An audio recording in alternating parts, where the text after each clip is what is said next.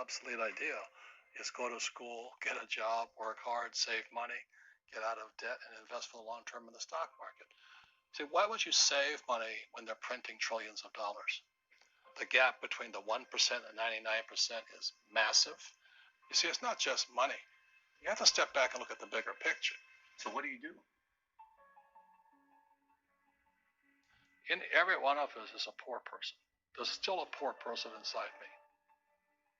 There's also a middle class person. And the middle class persons want security. They want that steady paycheck. And there's a rich person. And they're all inside of us except that it's not taught. You're taught to go to school, get a job, and get a paycheck. You're not taught how to get rich. If you read Rich Dad, Poor Dad, my rich dad refused to pay me. He said the paycheck was one of the most damaging things you could take in your life. He says the moment you take a paycheck, you're an employee, and that's the mindset. So my rich dad never paid me. He drove my poor dad, government employee, nuts. You got to pay people. You got to pay people. And rich dad was not saying that the paycheck was bad. He says he didn't want to be a slave to money. So as an entrepreneur, if rich dad folded, I just started another company. I don't need a paycheck. I don't need anybody to take care of me. If my government doesn't like me, I move to another country because they need entrepreneurs there. So the entrepreneur is not so much the business. The entrepreneur is really the mindset and the skill sets and the different set of rules. You see, I don't operate, small business does not operate in the same rules as big business. Entrepreneur is a mindset first, a skill set, and rules. And depending upon whether you're an employee or a small business, the rules are different. The mindsets are different. The skill sets are different. If you could say one thing to somebody who's never been an entrepreneur and they're thinking about making the leap of faith into becoming an entrepreneur, what could you tell them? Well, I'll just tell them the same thing that happened to me. My last paycheck, I still remember it clearly. It was one of the worst and the best days of my life. I was in Puerto Rico. I was working for Xerox, and my boss gave me my last. It wasn't a paycheck; it was a bonus check. I think it was about $30,000, taxable. It's the only problem with that. So I got this check, and I went, "Holy mackerel!" You know what I mean? So I was excited, but I was also disturbed. And so this other guy comes up to me. His name was John, and John says to me, he says, "You're going to be back." I said, "Why?" He says, "Because you're going to fail." I looked at him and said, "Look." Few expletive words, because that's what he did. He left Xerox, failed, and he came back. And I said, "Look,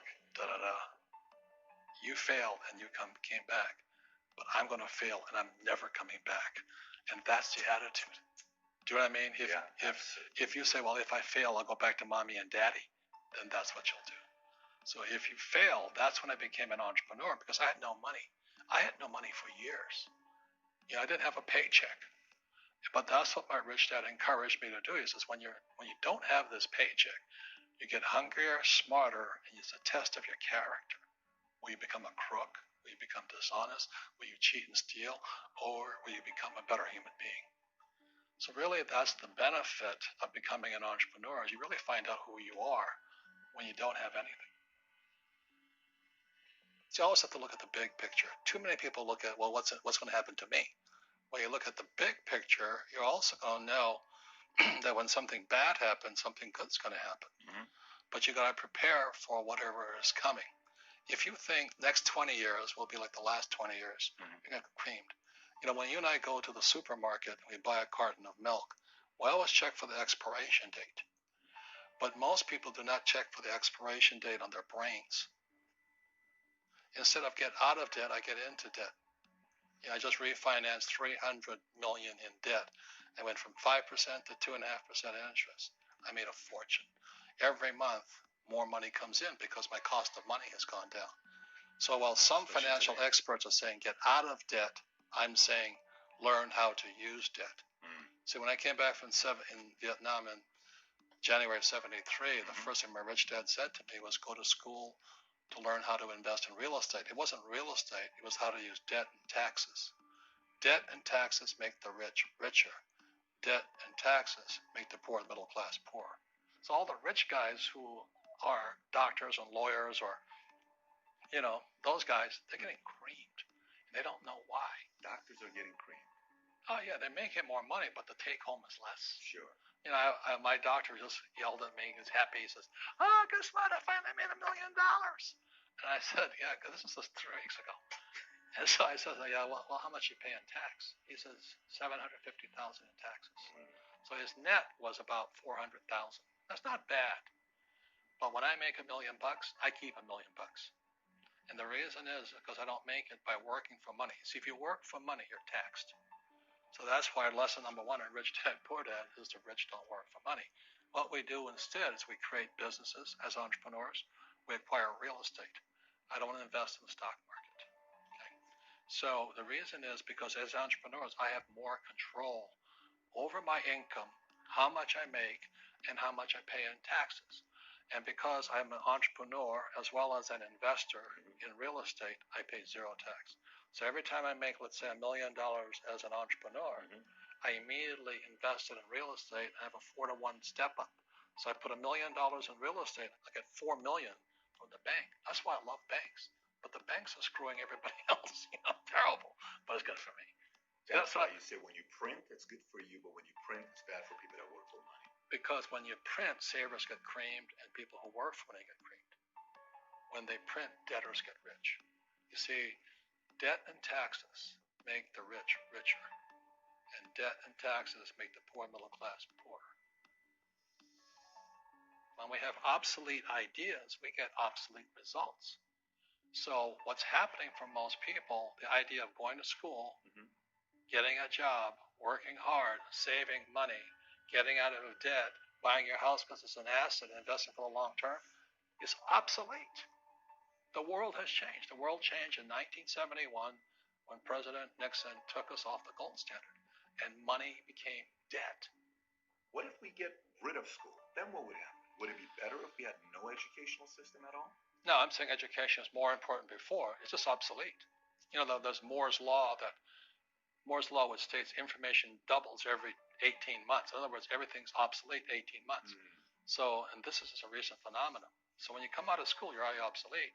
And that's why I'm the old guy, I meet my friends who went to Harvard. I went to Harvard. I said, yeah, that was how long, 50 years ago? Today, the banks are charging you interest to save money. In other words, banks don't want your money because they printed too much of it. And that's why there's this bubbles in stocks and bubbles in real estate and all this. People are dumping the cash because, as I said in here, savers are losers and cash is trash. And yet people, I want a high-paying job. Well, that's an obsolete idea. Get out of debt is an obsolete idea. You should learn how to get into debt, how to use debt to get rich, and they'll never teach you about taxes. The reason the 1% is way up here and the 99% are going this way is because when you print money, 2 things happen: inflation and taxes. It's going to crush you. And any entrepreneur thinks, I'm just going to make money, I'm going to start a business and make a lot of money because we talk about, they really have got to smell the roses, man. That's not what the real entrepreneurs are doing. Most entrepreneurs, there's 28 million small business owners in America. 24 million are one-person entrepreneurs. They're called non-employee entrepreneurs. So and that's what happens is when people don't really understand what an entrepreneur does. So most big people are self-employed, but they're not really entrepreneurs. The self-employed pay the highest taxes of all. And nobody tells them that.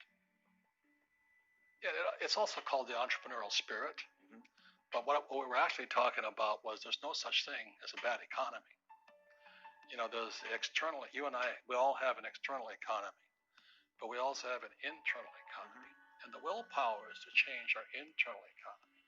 So for me, I can see the good and I can see the bad. I don't really give a damn because I'm going to be rich anyway. But a poor person with a poor personal economy, all they're going to see is a bad economy because they don't know how to make money in any economy. And a middle-class person, they have a middle-class economy. What they want is a nice house, a steady paycheck, and the job, and the car. And so when you take their job away, to them, that's disaster. Well, since an entrepreneur doesn't have a job anyway, it's no big deal. So all I'm saying to people is what Bucky Fuller taught me, is always two sides. You know what I mean? Unity is plural, at minimum two. So if you think the economy is bad, it's because your economy is bad. If you think that steady, employment is important, then you'll see an economy without jobs.